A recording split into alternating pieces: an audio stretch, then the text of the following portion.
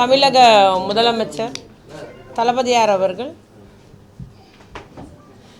அவருடைய தொலைநோக்கு பார்வையோடு எப்பொழுதுமே பெண்கள் நலனுக்கான பெண்களுடைய பாதுகாப்புக்கான திட்டங்களை சட்டங்களை நிறைவேற்றி வருவதுதான் திராவிட முன்னேற்றக் கழகம் என்பதும் திராவிட முன்னேற்றக் கழக அரசு தலைமையிலான இந்த அரசு என்பதை நாம் எல்லாம் அறிந்தது தான்.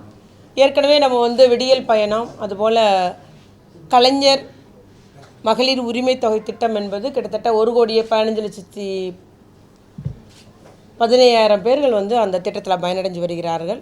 அதுபோல் பணிபுரியும் பெண்களுக்கான அந்த பாதுகாப்பான ஒரு விடுதி அமைத்தல் 13 மாவட்டங்களில் 10 மாவட்டம் திறந்து வச்சுட்டார் ஏற்கனவே நம்முடைய முதலமைச்சர் அவர்கள். இன்னும் 3 மாவட்டங்களில் அந்த பணிகள் நடைபெற்று வருகிறது. இன்னும் தொடர்ச்சியாக எல்லா மாவட்டங்களிலும் எல்லா நகரங்களிலும் பெண்கள் பாதுகாப்பாக அரசே இந்த பணிபுரியும் மகளிர் விடுதியை நடத்தும் என்றும் அந்த திட்டத்தை முதலமைச்சர் அவர்கள் அறிவித்துள்ளார்கள். இவ்வாறு பெண்களுடைய கல்வி, அவருடைய உரிமை, அவருடைய பொருளாதார ஒரு பொருளாதார அதிகாரம் அளித்தல் அப்படின்ற முறையில் நம்முடைய அரசு செயல்பட்டு வருகிறது. அதில் அந்த ஒரு மகுடம் சூட்டும் வகையில் இந்த ஒரு கொள்கை, மகளிர் கொள்கை, இன்றைக்கி நம்முடைய அமைச்சரவையில் முதலமைச்சர் தலைமையிலான அமைச்சரவை அதற்கு ஒப்புதல் அளித்துள்ளது.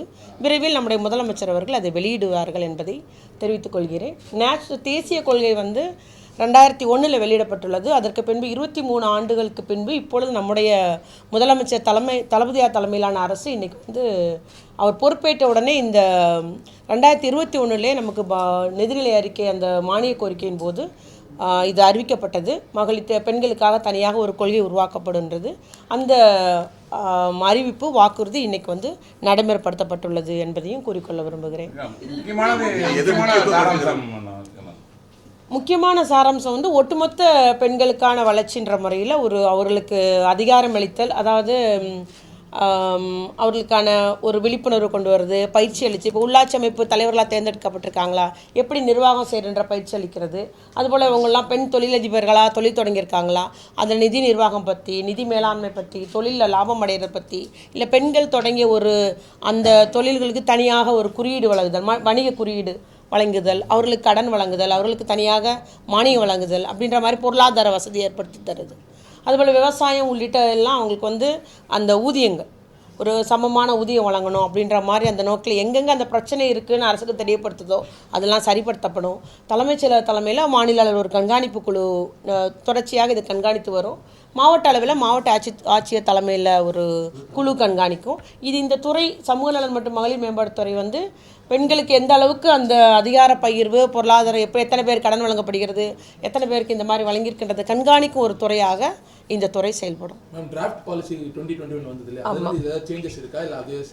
ஆமாம், டிராஃப்ட் பாலிசி வெளியிட்டோம். அதுக்கப்புறம் நிறைய தொண்டு நிறுவனங்கள், சமூக ஆர்வலர்கள், நிறைய எல்லா துறையினுடைய உட்காந்து ஒரு டிஸ்கஷன் எல்லாம் கலந்துரையாடல் பண்ணி தான் இன்றைக்கி இறுதி வடிவம் பெற்றிருக்குது. அதனால் அதில் சேஞ்சஸ் இருக்குது.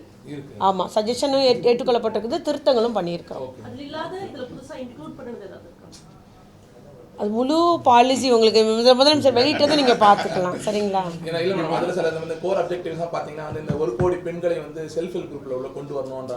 ஆமாம், அதெல்லாம் இப்போ நடைமுறைப்படுத்தி தானே இருக்குது. ஸோ ஏற்கனவே இந்த அரசு பெண்கள் பாதுகாப்பான அரசாக செயல்பட்டு வருகிறது.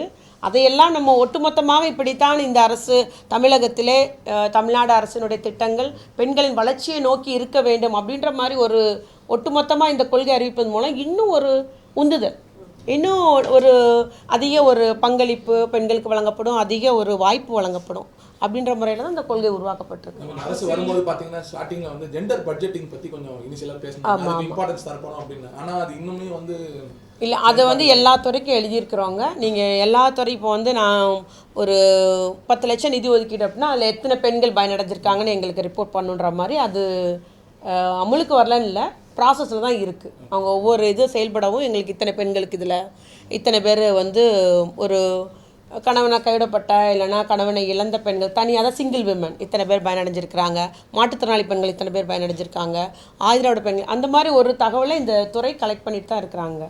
எல்லாத்துக்கும் லெட்டர் வச்சுருக்கிறோம், அவங்க ரிப்போர்ட் பண்ணுறாங்க. அது மாதிரி அதுதான் ஜெண்டர் பட்ஜெட்டிங், எல்லாத்துக்கும் பெண்களுக்கு வாய்ப்பு தரணுன்றது. இப்போ நம்ம சமூக நலத்துறை சார்பாக இருக்கணும், நம்ம பிரஸ்ட் கேன்சரை பற்றி ஒரு கிளியர் பண்ணியிருக்கோம். வேறு என்ன நம்ம பண்ண போகிறோம் அப்படி நாட்களில்? இல்லை, அது தொடர்ச்சியாக நடந்துட்டு தான் இருக்குதுங்க. நிறைய அவங்க கிராமங்களில் நடத்திட்டு இருக்கிறாங்க, நம்மளுடைய துறை அலுவலர்களுக்கும் செஞ்சிட்ருக்கிறாங்க. என்ன சொல்கிறது, இலவசமாக அந்த மார்பக புற்றுநோய் இருக்கிறான்ற அந்த ஒரு பரிசோதனை வந்து அப்போலோ மருத்துவமனை நம்மளோட இணைந்து செயல்பட்டுருக்காங்க. இப்போ வரக்கூடிய உமன்ஸ் டேக்கு முன்னாடி வேறு ஏதாவது வித்தியாசமாக சமூக நலத்துறை சார்பில் ஏதாவது செய்ய பிளான் இருக்கா? இல்லை, நம்ம அது எதுவுமே அறிவிக்க முடியாதுங்க. இதில் அரசியல் பகிர்வு சொல்லியிருந்தீங்க, அதிகார பகிர்வு சொல்லியிருந்தீங்க. நம்ம ஏற்கனவே உள்ளாட்சியில் 50% இடஒதுக்கீடு கொடுத்துருக்கோம். அதே நாடாளுமன்ற சட்டமன்ற தொகுதிகளில் இடஒதுக்கீடு தொடர்பாக அது இல்லை, இந்த ஒரு கொள்கை அதை பற்றிலாம் குறிப்பிடாது இல்லையா? அதை பற்றி இல்லை, அதெல்லாம் வந்து ஒன்றிய அரசு சட்டமாக்கி தானேங்க அமல்படுத்த முடியும் இல்லையா? அதை பற்றி இதில் எதுவும் குறிப்பிடலை. ஒட்டு மொத்தமாக நம்ம வந்து அவங்களுக்கு நம்ம 24 மணி நேரம் உதவி எண் இருக்கிறோம், அதை முறையாக செயல்படுத்தணும். அவங்களுக்கு எங்கேயாவது பாகுபாடுகள், பாலின பாகுபாடு இருந்தால் அதை உடனே களையிறதுக்கு நடவடிக்கை எடுக்கணும் அப்படின்ற மாதிரி. அதுபோல் அவங்களுக்கு வங்கி கடன், சம ஊதியம் அப்படின்ற மாதிரி பொருளாதார பகிர்வு, விழிப்புணர்வு, அது மாதிரி தான் ஒட்டுமொத்தமாக பெண்களுடைய வளர்ச்சி. இது விரைவிலே முதலமைச்சர் வெளியிடுவாருங்க.